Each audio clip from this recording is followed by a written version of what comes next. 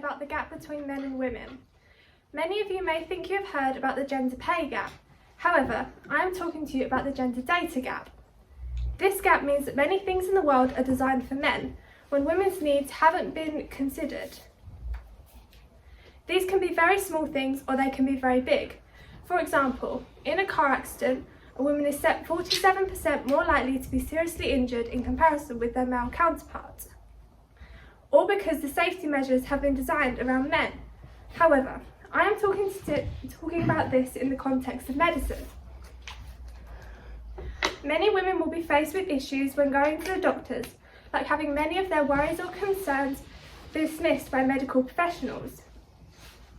Many women have experienced their symptoms being dismissed as anxiety, that they're just a bit of a worrier. However, this isn't always true.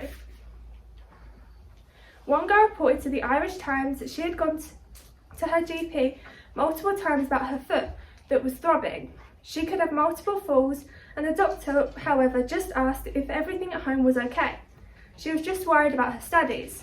Eventually, she was diagnosed with multiple sclerosis and a neurological disease that is more common in women more than men. These diseases affect women 3 times more than men. This demonstrates how easily women can be viewed as just over-emotional when they really are struggling. These ideas also come from the lack of medical data on women. According to Dr. Anne-Marie Schumacher-Dimitri from the Women's Brain Project, when speaking to the Irish Times, when men experience chest pain, they are 2.5 times more likely to be told to consult with a cardiologist. Women and men's symptoms are different, the risks are different, and the outcomes are different. This means there should be more research. However, a third of clinical trial patients are in fact women. Only a third of clinical trial patients are in fact women. This demonstrates how we don't know enough about women, and we are therefore letting down half of the world population. Cardiovascular disease is the leading cause in death in women. We are letting women die. It is important that women are included in medical research. As in the past, there has been only 2 differences between men and women's bodies, the reproductive organs and the endocrine system, which releases hormones. But this isn't true. Women and men's bodies react differently to medicine and illnesses alike.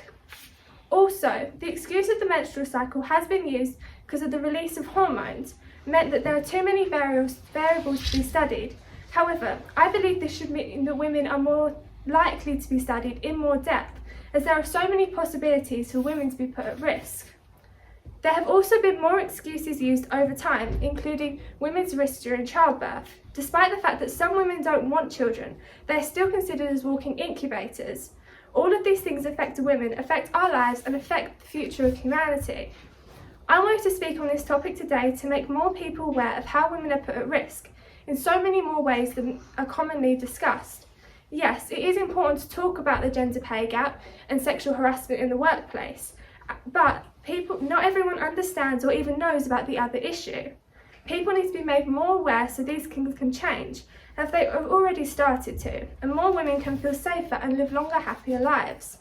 What can we all do to help? Well, research is key. For example, looking at websites like the Women's Equality Party and the World Health Organization. The first step to make change is to start a healthy conversation, and this allows people to become more aware of these issues, and we can all move forward to fix it.